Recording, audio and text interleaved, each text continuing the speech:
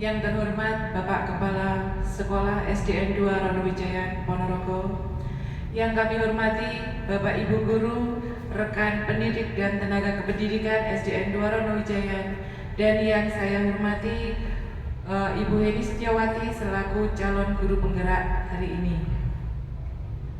Dengan mengucapkan syukur Alhamdulillahirabbil alamin, kita panjatkan puji syukur kepada Tuhan Yang Maha Esa. Hingga hari ini kita diberi kesehatan, dapat berkumpul bersama, belajar bersama di hari ini, hari Kamis tanggal 25 Oktober 2023. Sholawat serta salam hendaklah selalu kita panjatkan kepada Nabi besar kita, Nabi Muhammad Sallallahu Alaihi Wasallam, karena beliau memberikan kita, membawa kita dari zaman jahiliyah hingga menuju zaman seperti saat ini. Amin, amin, ya robbal alamin. Pertama-tama perkenankan saya sebagai pembawa acara hari ini untuk memaparkan rincian kegiatan yang akan kita lakukan hari ini. Susunan acara pertama adalah pembukaan, yang kedua sambutan dari Bapak Kepala Sekolah, yang ketiga pemaparan materi oleh calon guru penggerak, yang keempat doa, dan terakhir penutup. Marilah acara hari ini kita buka dengan bacaan basmalah. Menginjak acara berikutnya adalah sambutan dari Bapak Kepala Sekolah. Kepada Bapak Ahmad Juwari, kami persilakan.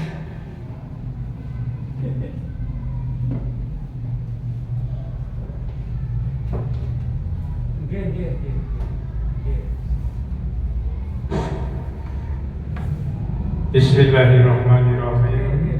Assalamualaikum warahmatullahi wabarakatuh.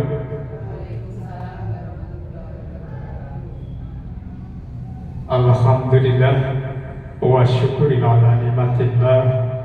Rabbi shrah li sadri wa yassir li amri wahlul 'uqdatam min lisani yafqahu qawli al-ayah amma ba'du. Yang kami hormati Bapak Ibu Guru dan tenaga kependidikan SDN 2 Ronowijayan, pertama-tama marilah kita panjatkan puja-puji syukur kehadiran Allah SWT.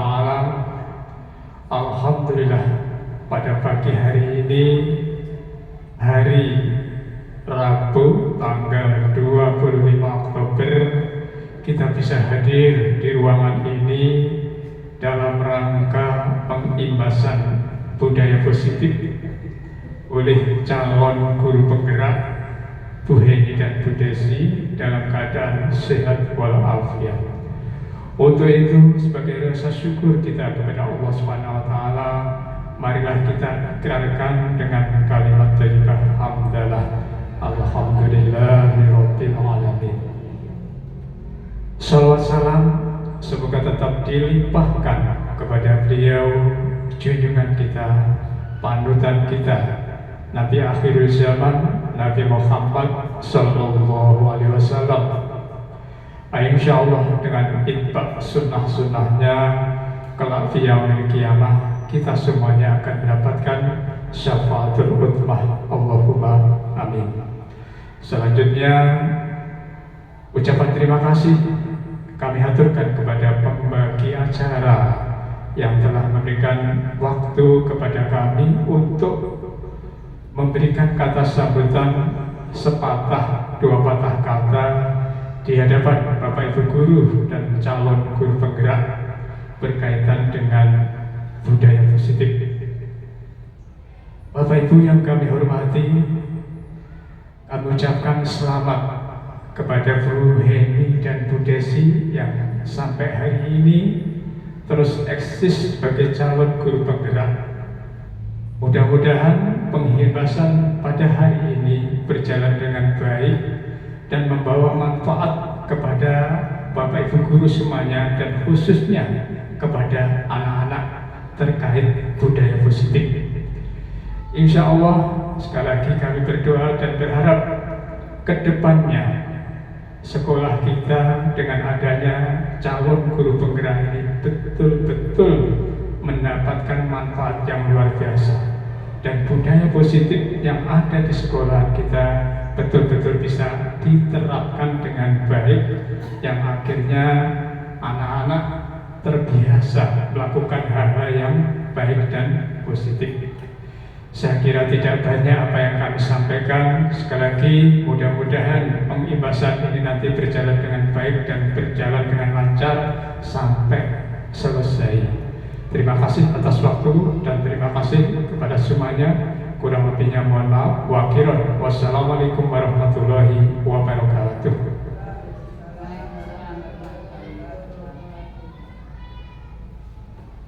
Terima kasih kami haturkan kepada Bapak Kepala Sekolah atas sambutan dan semangat yang cukup memotivasi untuk kita bersama maju, kemudian ikut mendampingi teman-teman kita yang saat ini sedang menempuh kegiatan calon guru penggerak, dan memotivasi kami yang belum untuk segera mengikuti menyusul jalannya.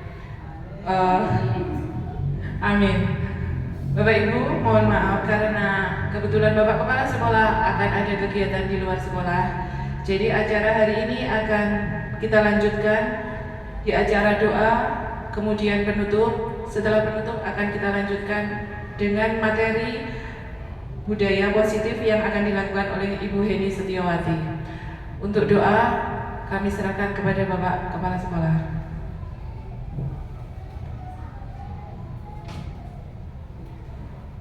Terima kasih atas waktunya.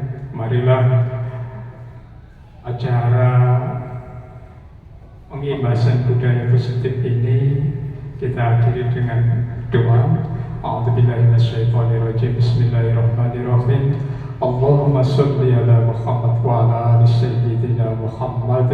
Alhamdulillahi rabbil alamin. Hamdan na'imin, hamdan syakirin, hamdan yafi ni'amah wa yukafi mazidah. Ya Rabbana lakal hamdu kama yanbaghi li jalali wajhikal karim wa 'azimi sultanik. Allahumma ghfir lana dzunubana wa li walidayna warhamhuma kama rabbayana shighara. Allahumma arinal haqqa haqqan warzuqna ittiba'ah wa arinal batila batilan warzuqna ijtinabah. Allahumma inna nas'aluka ridhaka wal jannah wa na'udzubika min sakhatika wan nar wa nas'aluka imanan da'iman wa qalban khashi'an wa 'ilman nafi'an wa yaqinan shadiqan wa rizqan halalan thayyiban barakan wa shifaan min kulli da'in.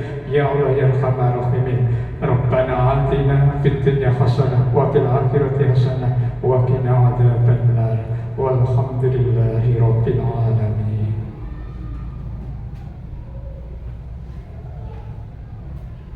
Amin, amin ya rabbal alamin.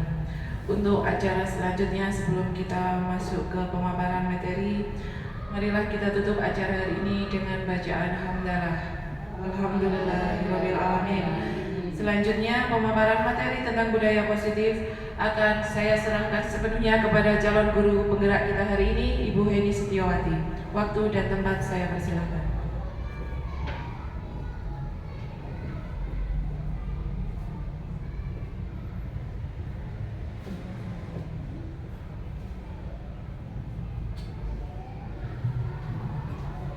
Terima kasih Ibu Vina. Assalamualaikum warahmatullahi wabarakatuh. Bapak Ibu yang saya hormati, terima kasih sudah meluangkan waktu mengikuti acara diseminasi budaya positif di SDN 2 Ronowijayan. Sebelumnya saya minta maaf apabila mengganggu penjenengan mengajar di kelas ya, saya minta waktu sebentar saja. Dan untuk Bapak Ahmad Juwari, terima kasih juga sudah meluangkan waktu Bapak. Hari ini saya dalam rangka memenuhi tugas saya sebagai CGP melakukan diseminasi budaya positif di SD Negeri 2 Ronowijayan. Untuk diseminasi budaya positif ini sebelum kita ke materi Bapak Ibu, ada beberapa pertanyaan dulu yang ingin saya tanyakan kepada panjenengan. Itu yang pertama Bapak Ibu, apakah Bapak Ibu setuju apabila pemberian hukuman dapat mendisiplinkan siswa Bapak Ibu? Pripun menurut panjenengan? Apakah hukuman itu bisa mendisiplinkan usulan siswa? Tergantung. Apa ada yang tidak setuju atau tergantung? Bu Elisa? Bu Elisa tidak setuju. Oke, kita ke pertanyaan kedua. Pemberian hadiah itu dapat meningkatkan prestasi siswa, Bapak Ibu. Setuju nopo mboten? Setuju. Ada yang setuju, ada yang tergantung juga. Oke, kita ke pertanyaan yang ketiga. Guru berperan sebagai teman bagi siswa. Setuju nopo mboten? Setuju. Bu Elisa tergantung. Oke, dari 3 pertanyaan ini ada yang setuju, ada yang tidak setuju, ada yang tergantung. Nah, untuk mengetahui yang paling tepat itu yang seperti apa, kita akan bahas satu persatu, Ibu ya. Kita mulai dari budaya positif itu disiplin ya. Kita ke disiplin positif. Apa itu disiplin positif? Disiplin positif itu perwujudan dari nilai-nilai atau keyakinan universal di sekolah, di kelas kita masing-masing ya. Disiplin positif itu kita ambil dari nilai-nilai kebajikan seperti hormat, seperti kita tanggung jawab gitu ya. Jadi nilai kebajikan itu banyak sekali dan kita terapkan di kelas kita masing-masing. Sementara untuk disiplin positif sendiri itu merupakan salah satu cara penerapannya, bertujuan untuk menumbuhkan kesadaran serta memberdayakan anak untuk melakukan sesuatu tanpa sogokan, tanpa ancaman maupun tanpa hukuman. Jadi Bapak Ibu, kalau kita memberikan hadiah ke anak itu termasuk wujud sogokan apa mboten? Berarti tadi yang menjawab setuju pakai hadiah itu pripun? Ya, seperti itu. Jadi kemudian untuk nilai-nilai kebijakan universal ya. Jadi kita untuk mewujudkan disiplin positif tadi kan kaitannya sangat erat sekali dengan nilai-nilai kebijakan. Nilai-nilai kebijakan universal ini harus mengarah ke profil pelajar Pancasila. Ada 6 elemen. Yang pertama beriman, bertakwa kepada Tuhan Yang Maha Esa dan berakhlak mulia. Jadi anak-anak itu bagaimana ibadahnya, okay? Jadi kita itu tidak hanya sebagai guru tidak hanya memasrahkan ke guru pendidikan agama, tapi kita sebagai wali kelas juga selalu memotivasi anak didik kita ya. Kemudian yang kedua adalah mandiri. Kemudian yang ketiga berkebinekaan global, bergotong royong, kreatif dan bernalar kritis. Jadi kita harapkan anak-anak kita itu kalau dulu itu kita mengajar mungkin teacher center ya. Jadi gurunya itu yang berceramah, kemudian anak mendengarkan. Nah, sekarang anak dituntut untuk kreatif juga, anak bernalar kritis. Kemudian kita berkolaborasi itu tidak hanya dengan rekan guru tapi juga dengan siswa kita, gitu. Bapak Ibu, jadi 6 elemen ini untuk mewujudkan profil pelajar Pancasila harus benar-benar kita laksanakan di kelas kita masing-masing. Kemudian Bapak Ibu, dalam konsep budaya positif itu salah satunya ada motivasi perilaku manusia. Jadi manusia, perilaku kita itu dimotivasi oleh 3 hal. Yang pertama, itu menghindari ketidaknyamanan atau hukuman. Jadi kita melakukan sesuatu itu salah satu motivasinya menghindari ketidaknyamanan atau hukuman. Contoh Bapak Ibu, ini kita guru yang sudah sertifikasi mungkin ya, yang sudah sertifikasi, terus ketika jam mengajar kita itu tidak genap 24 jam, pasti merasa tidak nyaman, gitu. Kenapa? Karena takut nanti tidak clothing.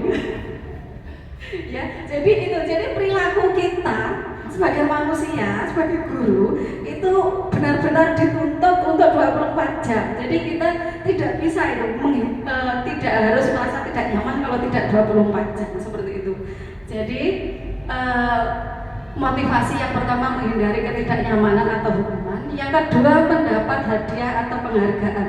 Khususnya kalau untuk siswa kita mungkin mereka akan belajar giat, ya, sangat giat setiap hari membaca. Nah, itu tujuannya salah satunya supaya mendapatkan penghargaan dari gurunya. Apakah penghargaan itu selalu berupa hadiah, Bapak Ibu?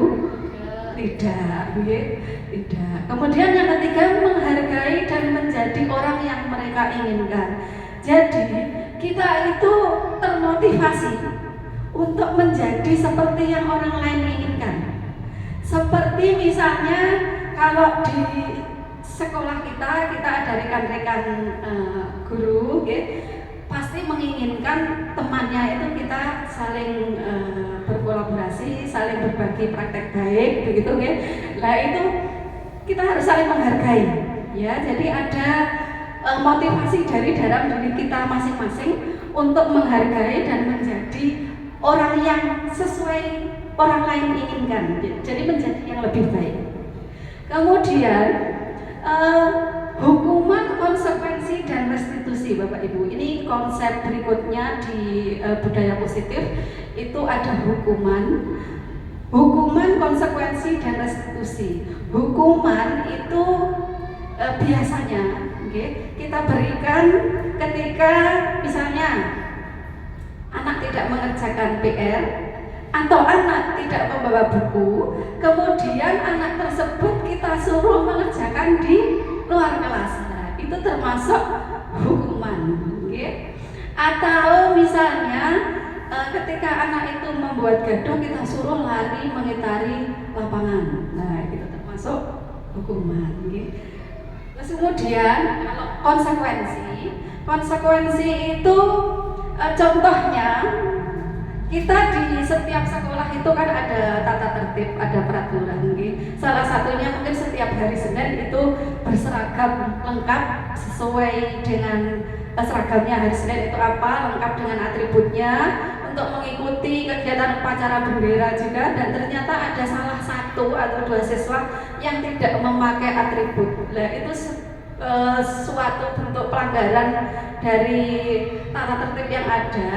Kemudian bapak atau ibu guru menegur. Nah, itu termasuk suatu konsekuensi yang diterima oleh anak tersebut karena telah melakukan pelanggaran terhadap tata tertib di sekolah, gitu. Kemudian untuk restitusi itu adalah anak belajar memecahkan sendiri masalahnya. Anak memahami bahwa dirinya sendiri yang memegang kendali. Jadi ketika saya melakukan kesalahan itu, apa salahnya dan bagaimana seharusnya saya memperbaiki. Tentunya itu dengan bimbingan dari Bapak Ibu sekalian. Selanjutnya, apakah perbedaan hukuman, konsekuensi, dan restitusi? Kalau hukuman bersifat tidak terencana atau tiba-tiba, ya, seperti tadi. Jadi pas kita mengajar tiba-tiba saja ada anak yang jewer konconi atau gimana, ya, mungkin maksudnya bercanda tapi ada yang menangis. Akhirnya ibu guru atau bapak guru itu memarahi, disuruh keluar atau disuruh menulis di papan tulis. Nah, itu namanya bentuk hukuman, ya. Jadi sifatnya tidak terencana dan tiba-tiba. Kemudian yang kedua, untuk konsekuensi itu bersifat terencana dan sudah disepakati sebelumnya, seperti tadi tata tertib di sekolah tadi. Kemudian restitusi sebagai upaya membantu siswa memperbaiki diri agar dapat kembali ke kelompoknya dengan karakter yang lebih baik dan lebih kuat. Jadi maksudnya ketika anak itu sudah menyadari kesalahannya dan kemudian berusaha untuk melakukan yang lebih baik lagi, itu mereka bisa kembali ke kelompoknya, ke kelasnya masing-masing itu tanpa ada rasa takut, ya, seperti itu. Kemudian untuk konsep budaya positif berikutnya adalah keyakinan kelas, Bapak Ibu. Keyakinan kelas itu apa, Bapak Ibu? Kesepakatan kelas. Kesepakatan kelas, Pak Fajar. Apakah keyakinan kelas dan peraturan kelas itu sama, Bapak Ibu? Tidak sama. Jadi keyakinan kelas itu sesuatu yang diyakini bersama, yang berasal dari penyatuan pikiran untuk menjadi nilai-nilai kebaikan yang diturunkan ke kelas-kelas, ke setiap kelas ya. Jadi keyakinan kelas ini dibuat bersama-sama antara murid dengan guru, bukan gurunya yang membuat. Kalau gurunya yang membuat namanya peraturan kelas, gitu ya. Kalau keyakinan kelas yang membuat itu kolaborasi murid dengan guru. Kemudian mengapa keyakinan kelas, mengapa tidak peraturan kelas? Ya. Lah karena keyakinan kelas itu akan lebih memotivasi seseorang Bapak Ibu untuk melakukan yang lebih baik, dan motivasi itu berasal dari dalam dirinya masing-masing ya. Motivasi secara intrinsik. Seseorang itu akan lebih tergerak dan bersemangat untuk menjalankan keyakinannya daripada hanya sekedar mengikuti peraturan. Ini misalnya contoh Bapak Ibu ya. Ketika kita berkendara di jalan raya, itu kita memakai helm, ya. Kita memakai helm di waktu naik kendaraan roda 2 itu karena ingin memenuhi peraturan atau karena keyakinan Bapak Ibu? Awalnya pasti karena peraturan, gitu. Karena aturannya berlalu lintas kendaraan roda 2. Kita naik motor itu wajib memakai helm, itu awalnya dari peraturan. Terus kemudian karena kita merasa memang memakai helm itu membuat kita nyaman, gitu, nggak kepanasan kepalanya. Terus ya berdoa tidak ada apa-apa. Kalau ada apa-apa kan kita lebih selamat menyelamatkan bagian anggota tubuh kita. Jadi keyakinan kita kalau helm itu membuat kita lebih selamat, ya, itu jadi menyebabkan kita tanpa melihat peraturan saja kita sudah yakin, yes pakai helm supaya selamat. Jadi bukan lagi kita pakai helm itu karena peraturan, tapi karena keyakinan, seperti itu. Jadi keyakinan itu lebih membuat kita yakin melakukan sesuatu supaya lepas dari ketidaknyamanan dan keterpaksaan karena peraturan. Kemudian berikutnya adalah kebutuhan dasar manusia. Kebutuhan dasar manusia itu ada 5 Bapak Ibu, tapi sebelum saya sampaikan, ini ada kasus. Kasusnya adalah Ibu Ambar, guru wali kelas 2 di SD Pelita Hati, sedang bingung menghadapi ulah salah satu muridnya, namanya Dodi. Lah Dodi itu ya sering meminta maem bekalnya temennya ya. Beberapa anak datang dan mengeluh Dodi sering meminta bekal makan siang mereka dengan paksa, Bapak Ibu ya, dengan paksa. Lah, jika Anda menghadapi situasi seperti Ibu Ambar Bapak Ibu, apa yang akan Anda lakukan? Ada yang mau menjawab? Mungkin? Kenapa di kelas itu kalau di kelas kita pernah ada nggak Bu seperti itu? Ketika makan siang ada salah satu siswa merebut paksa, meminta paksa gitu ke temennya. Nah, ini kenapa dilakukan? Menurut Anda, menurut Bapak Ibu itu kira-kira Dodi itu kenapa? Nah, salah satunya Bu Desi? Lapar. Dodi merasa lapar. Berarti ingin menguasai. Ingin menjadi penguasa. Paling bagus.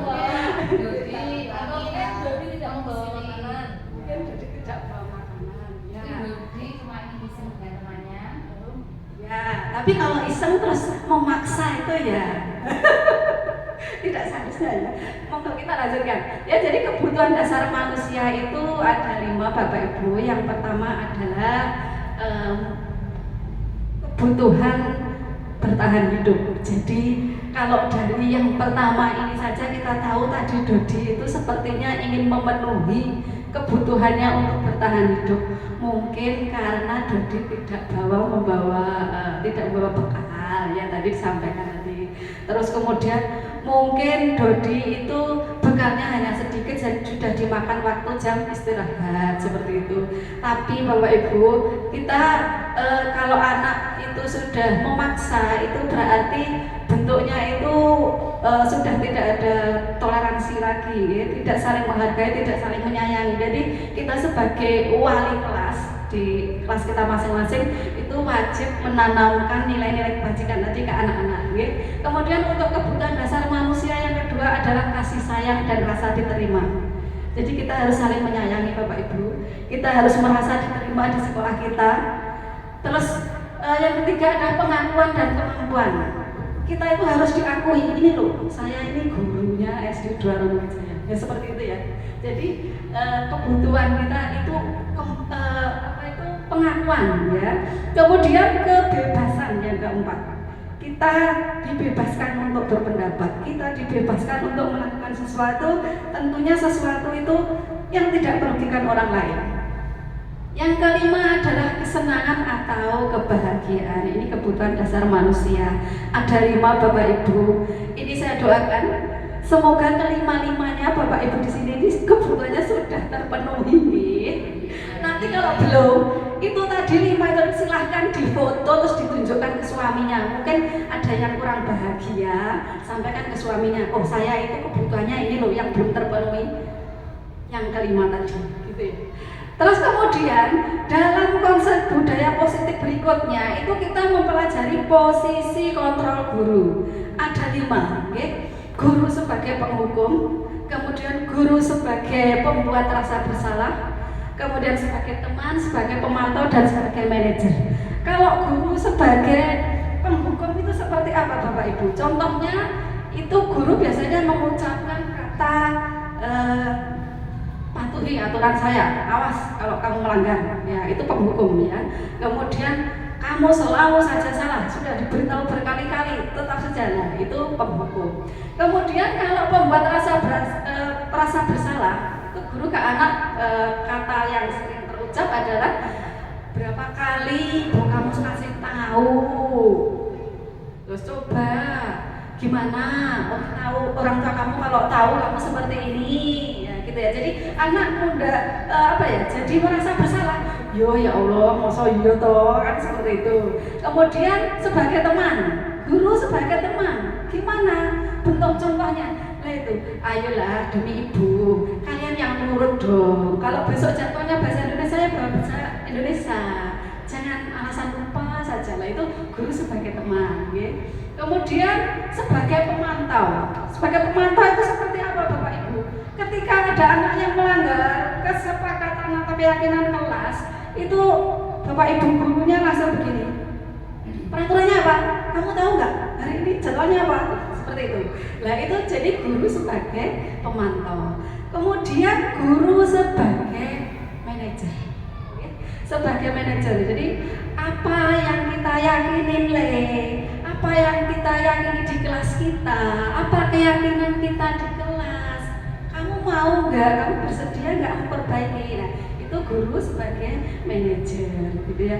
Jadi semoga kita nanti Bapak Ibu guru di SDN Dwarono Wijaya itu semuanya mampu menjadi guru yang peran kontrolnya itu sebagai manajer, okay? Jadi tidak menghukum siswanya, menyampaikan ke siswanya itu dengan bahasa yang enak didengar, ya.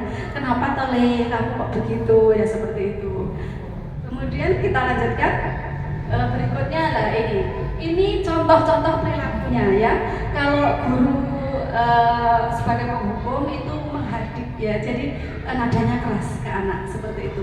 Terus kemudian kalau jadi manajer itu gurunya mengajukan pertanyaan-pertanyaan. Jadi kita bertanya dulu, kita cari tahu kenapa anak itu melakukan kesalahan seperti itu. Jadi tidak langsung memarahi mereka. Kemudian sebagai pemantau mengukur dan menghitung, ya, sejauh mana apa yang mereka sudah murid-murid lakukan. Ya, jadi untuk peran kontrol guru yang 5 tadi itu semuanya itu secara tidak langsung pasti pernah kita lakukan, ya Bapak Ibu. Kita kan menjadi guru sudah lama, tidak hanya setahun 2 tahun. Jadi mungkin dulu kita belum tahu kalau menyampaikan seperti itu membuat anak merasa bersalah, membuat anak merasa dihukum seperti itu ya. Tapi sekarang dengan disiplin positif ini semoga kita tahu kalau jadi guru itu sekarang seharusnya ya menjadi kontrol manager seperti itu tadi. Jadi kita harus menggali dulu ya apa yang dilakukan oleh siswa kita. Berikutnya, nah ini ada contoh kasus Bapak Ibu. Ariel, ya, namanya Ariel, dia sering membuat gaduh di kelas. Setiap pagi ketika anak-anak belajar dengan kelompoknya, Ariel dan Rafil itu terlibat pertengkaran. Mereka berkejar-kejaran dengan sangat emosi hingga saling adu mulut. Hingga Ariel memukul Rafil di bagian bahunya. Akhirnya Rafil pun menangis. Setelah ditelusuri, ternyata Ariel tidak terima kalau Rafil dijadikan ketua kelompok. Dia mau ketuanya adalah dirinya. Berdasarkan kebutuhan dasar manusia tadi, Ariel itu menginginkan kekuasaan. Lah pertanyaannya Bapak Ibu, dalam kasus ini, seharusnya kita jadi guru itu menerapkan diri kita ke posisi yang mana Bapak Ibu? Ada yang mau menjawab? Pak Fajar? Ya, kalau dalam kasus ini seorang guru sebaiknya berposisi sebagai manajer. Kenapa? Kalau sebagai manajer itu yang pertama terlihat adalah kata-katanya sangat halus. Kenapa? Yang penting begini Bapak Ibu, menyelesaikan suatu kasus yang pertama adalah komunikasikan dulu, jangan langsung menghakimi atau menjustifikasi, sehingga ketika kita berposisi sebagai manajer maka kita harus berkomunikasi dan berkata-kata yang lembut dengan anak tersebut, tidak langsung membuat keputusan sendiri. Sebelum kita jelas permasalahan antara Ariel dan Rafil, maka kita tidak boleh menghakiminya sendiri apalagi memberi hukuman. Jadi yang paling pas tentu saja adalah sebagai manajer. Matur suwun. Terima kasih Pak Fajar. Bapak Ibu, Pak Fajar ini fasilitator. Beliau itu fasilitator, kebetulan itu bukan fasil saya. Kalau fasil saya pasti lebih luwes ngomongnya. Nah, ini saya masih agak gendek itu karena fasilnya bukan Pak Fajar. Pak Fajar luar biasa. Terima kasih Pak Fajar jawabannya. Itu tadi Bapak Ibu masukan dari Pak Fajar. Dan terima kasih itu tadi saya sesuai dengan yang saya angan-angan Pak Fajar. Terima kasih sekali. Kemudian kita lanjutkan restitusi Bapak Ibu. Dari kasus yang tadi pun kita bisa lihat segitiga restitusi, ya. Dari kasus yang tadi kita pertama itu melakukan menstabilkan identitas. Tadi disampaikan Pak Fajar harus ditanya-tanya dulu ya. Kita harus mencari tahu ya, kita harus mencari tahu setiap orang itu kan melakukan kesalahan apa yang pernah kita lakukan, kesalahan apa yang pernah kita lakukan ya. Terus kemudian kita memvalidasi tindakan yang salah itu yang mana, adakah cara yang lebih efektif untuk mendapatkannya apa yang kamu butuhkan selain bertengkar dengan temannya tadi untuk menjadi ketua kelas begitu ya. Kemudian setelah itu kita menanyakan keyakinan kelas kita itu apa yang sudah kita sepakati. Kenapa kamu sampai tadi itu memukul temannya. Jadi kamu ingin menjadi seperti apa? Kalau memang keyakinannya itu kita menjadi anak yang saling menghargai, hormat dengan menghargai sesama, berarti tidak seharusnya tadi Ariel tadi memukul Resi seperti itu. Jadi segitiga restitusi ini harus kita praktekkan Bapak Ibu ya, setiap kali ada masalah atau ada kasus di kelas kita. Kemudian selanjutnya itu langkah-langkahnya ya. Langkah-langkahnya melakukan segitiga restitusi itu yang pertama menstabilkan identitas tadi. Jadi kita menanyakan, melakukan hal-hal yang terbaik, ya. Kemudian memvalidasi tindakan yang salah, yang terakhir menanyakan keyakinan. Ya. Di sini sudah ada guru penggerak juga, jadi sudah banyak sekali ilmu yang kita dapatkan. Semoga SDN 2 Ronowijayan itu semakin maju karena guru-gurunya yang luar biasa. Kemudian kita lanjutkan ciri-ciri restitusi. Itu restitusi bukan menebus kesalahan, namun untuk belajar dari kesalahan. Yang kedua, restitusi itu memperbaiki hubungan. Jadi dengan restitusi tadi, anak yang bermasalah tadi itu baik hubungannya, tidak bertengkar, berkelanjutan. Kemudian restitusi adalah tawaran, bukan paksaan. Menuntun untuk melihat ke dalam diri anak. Kemudian restitusi mencari kebutuhan dasar yang mendasari tindakan. Restitusi adalah cara yang paling baik. Restitusi juga fokus kepada karakter, bukan tindakan. Jadi mengembalikan murid yang berbuat salah tadi kepada kelompoknya atau ke kelasnya masing-masing. Kemudian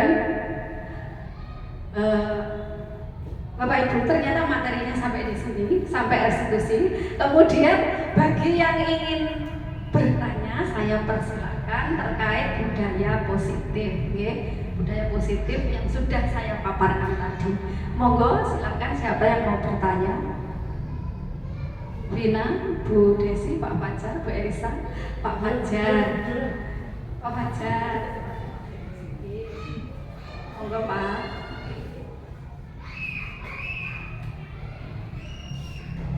Iya Bu, terima kasih. Jadi ketika kita budaya positif memaparkan sesuatu yang bersifat budaya positif, sebaiknya dikasih contoh yang konkret, baik berupa video ataupun anak berperilaku budaya positif. Itu akan lebih mudah kami pahami, khususnya bagi guru-guru yang belum masuk di guru penggerak. Maka tentu, jadi nanti kalau diunggah sebaiknya ada contoh konkret. Terima kasih. Terima kasih Pak Fajar. Kenapa? Karena lebih kalau mau nilai 100 disertai contoh-contoh yang kontekstual. Ya, ini tadi berarti masukan dari Pak Fajar, terima kasih. Ya, jadi nanti saya bersama CGP, teman CGP Pak Desi, nanti kita buat ya Pak Desi. Kemarin sudah buat sebenarnya Pak Fajar, soalnya ya, tapi belum sempat kita tayangan ya. Kemudian yang lain mungkin ada yang mau bertanya, Bu Vina mungkin atau Bu Ratna. Jadi di sini contoh kemudian disertai 3 sampai 5 dokumentasi dalam peralatan. Ini tak bisa 100 nih. Ini 100 kabel. Ini semoga hasil saya seperti Pak Fajar nanti. Karena Lomo murah nilai. tidak bisa lomo. Kenapa? Kalau kan nilai 100 syarat dan rukun begitu sudah terpenuhi. Syarat dan rukun. Nah, contoh ada 3 dokumen, ada contoh konkret di raketan foto ditampilkan. Kita harus 100 ini. Iya, Pak Fajar, terima kasih sudah diberitahu. Monggo, Ibu-ibu, ada yang mau bertanya? Assalamualaikum Bu Eni. Kebetulan kita kelasnya berdampingan ya. Jadi setiap hari saya mendengar apa yang Bu Eni ajarkan ke siswanya, dan mungkin Bu Eni juga sering mendengar saya menyampaikan segala sesuatu kepada murid saya. Nah, saya cuma mau tanya satu Bu. Kelas saya punya budaya, kelas Bu Eni punya budaya.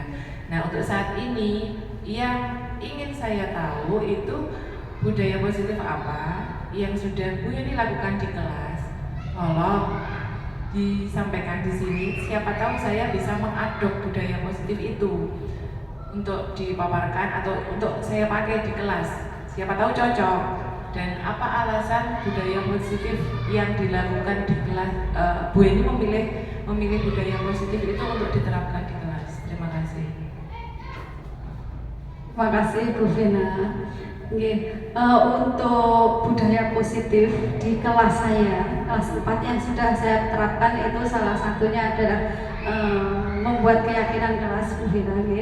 Jadi saya membuat keyakinan kelas bersama dengan anak-anak kelas 4 itu diawali dengan anak-anak itu saya suruh untuk menyampaikan apa yang mereka inginkan. Jadi melihat ke sebelumnya, peraturan yang ada sebelumnya itu seperti apa, kemudian kita perbaiki.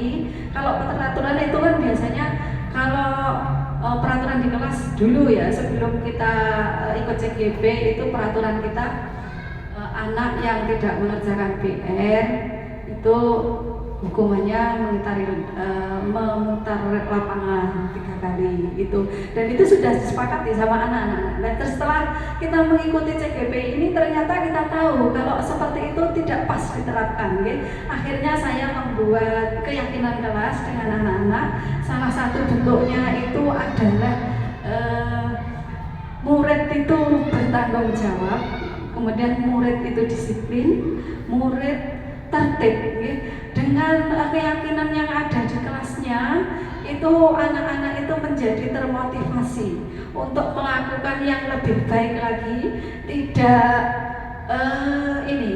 berusaha untuk tidak melakukan yang tidak baik ya. Jadi mereka pasti saya siswa yang bertanggung jawab, saya siswa yang disiplin, seperti itu.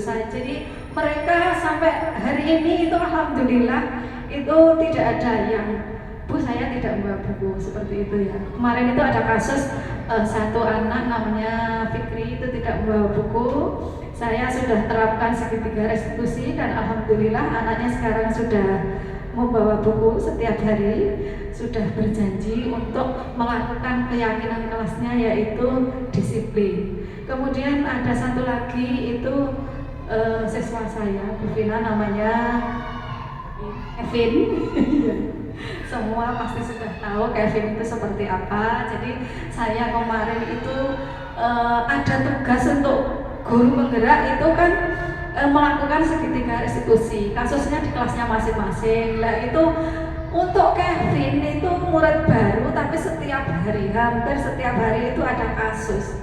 Ya jadi dengan keyakinan kelas yang ada, alhamdulillah sekali Kevin dari awal pindah ke sini itu sekarang sudah sangat berubah, jauh lebih baik. Jadi Bu Vina ini belum mengikuti CGP, segera mengikuti, masih ada waktu 2 hari lagi untuk daftar. Beratnya juga, monggo. Nanti akan banyak sekali ilmu yang kita dapatkan dari guru penggerak, luar biasa semua. Nanti kita praktekkan bersama-sama Bapak Ibu. Kalau di sekolah kita SD Rono Jayan, gurunya semua guru penggerak, wah luar biasa itu nanti jadi sekolah penggerak. Kemudian katanya Pak Fajar abot kayaknya.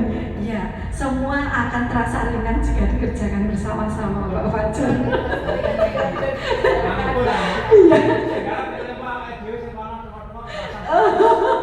Seperti itu.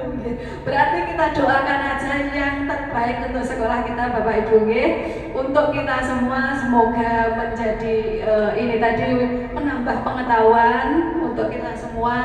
Saya juga alhamdulillah akhirnya saya tampil juga di sini di depan Bapak Ibu. Terima kasih untuk waktunya Bapak Ibu dan mohon maaf kalau saya sudah mengganggu penjenengan mengajar di kelas. Saya rasa cukup sekian. Terima kasih sekali lagi, terima kasih dan mohon maaf. Assalamualaikum warahmatullahi wabarakatuh.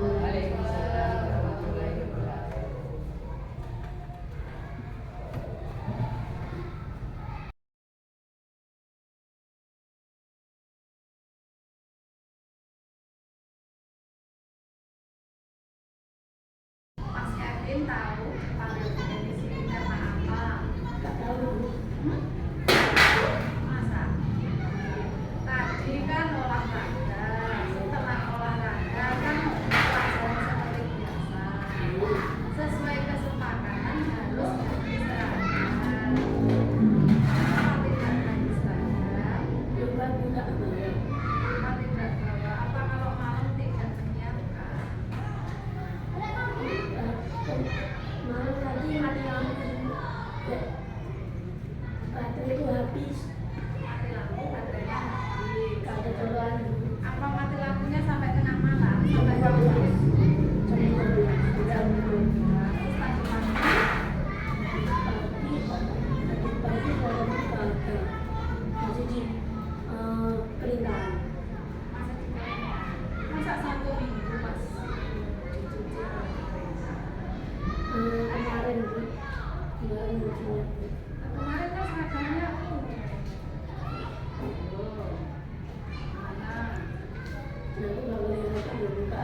di kamarku tuh.